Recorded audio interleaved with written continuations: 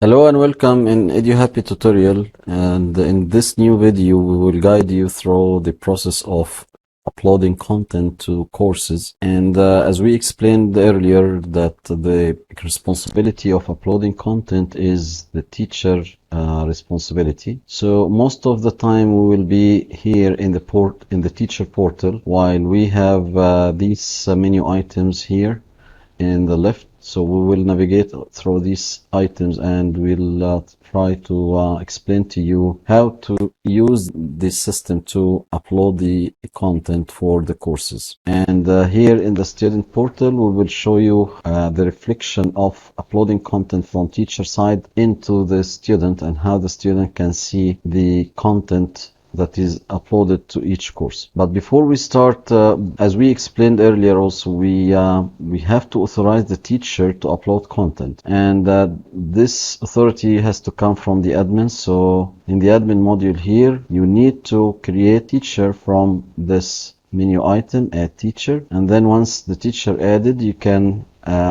assign grade to this teacher and then assign content. Once this is done, the teacher will have the authority to upload content. So we will log into the teacher here, and as you can see, this teacher is authorized to upload content to these courses under these grades under this school. So I'm going to click on eBooks here to start uploading eBooks to a certain course. So as you can see, the courses are listed here to the teacher to start to upload content. So if you click edit here, you can see that there are no ebooks. And if you look at the student portal from here and click on course content, you can see that there is no ebooks still under any course here. So I'm going back to the teacher here, and in order to upload ebook, I will select what course I need to upload ebooks for, and then I will click upload. This form will be displayed to the teacher so that the teacher can fill in the details of the ebook and upload the file from here. So let's say we upload under the English course here, we will upload, let's say, English grammar ebook, and then we will give it ISBN. And we will also enter the author name, let's say John Smith, and then here we will attach the file. So we will choose from the file system what ebooks. So let's say English grammar here. I'm uploading this PDF now, click save. So the system uploaded this ebook to that course. If I look at the student portal, and if I reload this page, now I can see this English grammar ebook, and the PDF is now uploaded for the student so that the student can download. If I click on download, I can start downloading now. I can open the file. So as you can see now, the file opened for the students, and the file is already downloaded. Okay. Back to the teacher portal again. Let's say we will upload another ebook for another course like math. So let's say we will upload math now. So we'll give it a name like math review sheet. Maybe we will give it some ISBN numbers, and we'll give another author like David Nash, and then we will upload the file. So let's say we will select this file and click save. So the system will upload this file to math course. If I check the student portal from here, I will reload. Now I can see math course, and under math, you can see that the file or the ebook that we have just uploaded. Okay, back to the teacher. If I want to edit in these ebooks, I can click here, choose from the ebooks links here or from the ebooks list here. I will click the ebook now, and I can change any details I want to change. I can delete the file and I can upload another file. Same here for the math that we have just uploaded. We also can edit in the ebook now. And any changes here, like if we click ebook and then edit book, it will be reflected here in the portal, the student portal. So if I click review, I can see now the name has changed to Math Review Sheet ebook. Okay, back to the teacher. Now let's move to another point, which is creating lessons. And in order to create lesson, I will click in new lesson here, but the lessons has to be under units. So you need to create units under the course. And in order to create units, you can click from here, or you can click course units here. So if I click course units here, I will see that each course here has the fields, and I can enter the number of units for the course. So if I want to divide English into 3 units, for example, I will have 3 units here, and I can enter the names of the units. So let's say we will create grammar, and another unit for, let's say, spelling, and another unit, let's say, Storytown, and then I click save. So the system created the units successfully. Once I created the units, I can now create lesson under the unit. So I click new lesson here, and I will choose the unit.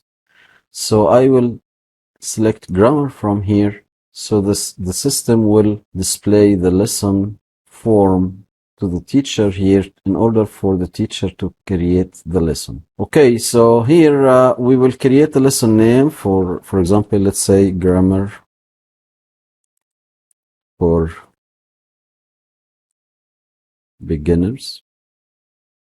And I will put start and end date. And in order to see the lesson in progress, I will choose a date or start and end date that cover the current date. So today is 23rd of October.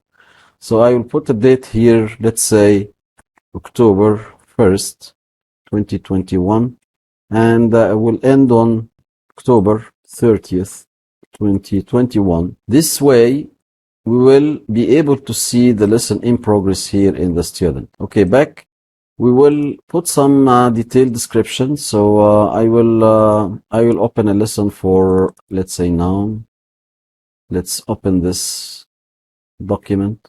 I will copy this lesson, and I will enter the detailed description here, Control V. So I pasted now this content in the detailed description, and in this field I can embed videos. So I have here 3 videos that I can embed. So let's embed one video for example. And in order to embed the video, you need to embed the code. So any platform that you want to embed the video from, you need to go to this platform and click share button, and then copy the embed code and paste it here. So for this lesson, let's go to the YouTube, and I have now, for example, this video, and I want to embed this video in the lesson. So I will click on this video, and now I will go to share button here, click share. So YouTube will give me the option to embed by clicking on this button here, click embed. So I have now the embed code. And all what I need is to copy this code, Control C, and go back to course content here, and in this field I will paste the embed code by click Control V. So now the code has been embedded. If I check now, I will see the video in this field. Furthermore, I can also attach file or files to this lesson by click choose file from here, and I can go to, let's say, noun, and click noun now, and then open this, and then attach. And then after you finish all the details of the lesson, you can click save. So the system created the lesson successfully. If I go to the portal here, I will click reload. Now I can see that this lesson under the lesson in progress here and I can see that the lesson here, the lesson name, start and end date, the attached files, and in order to see the full lesson page with the detailed description and videos and everything, I can click on go to full lesson page. So the student now can see the detailed lesson description and the video and the file that we have just attached. If we want to see all lessons, I can click here. If I want to go to the course content back here, I will click on this link. So back to the course content here. Now, if I want to create another lesson under math, so let's create another lesson under math course. Again, you need to create units. So let's create unit under math. Let's say we will create one unit. We'll call it, let's say, algebra. Save. The unit created under math. Now I can create new lesson. So you can choose the unit under math and then start creating the lesson. Again, the same process will be repeated. We will give a lesson a name. So let's say we will give it numbers. So let's our number lesson, or maybe number lesson 1. We will give this October 1st, 2021, and then October also 30th, 2021. And then let's give some detailed description for this lesson. I will open another file for the math lesson. So let's say we will have this numbers. So let's say I will take this one and I will paste it here. So I pasted this lesson here now. This is the detailed description. And now in order to embed the video, I again go to YouTube. I have, let's say, this video. I will click on it. Again, I will click on share, embed. Then I will take this code, Control C, back here to the lesson. This field, I will click Control V. Now I have embedded the video. Just click out of the field. It will give you the preview. So now I can preview the video. Everything is okay, fine. Let me attach some documents to this lesson. For this one, let's attach some different formats like PowerPoint document and PDF, and then we'll click open. So the system will attach now 3 files to that lesson, and then we will click save. Okay, system has created the lesson for me. If I check now the student portal, I will click reload. Now you can see under math course, the lesson in progress, this one that we have just created with the start and end date, these files that are attached. And if I want to check all the details of the lesson, I will go to the full lesson page.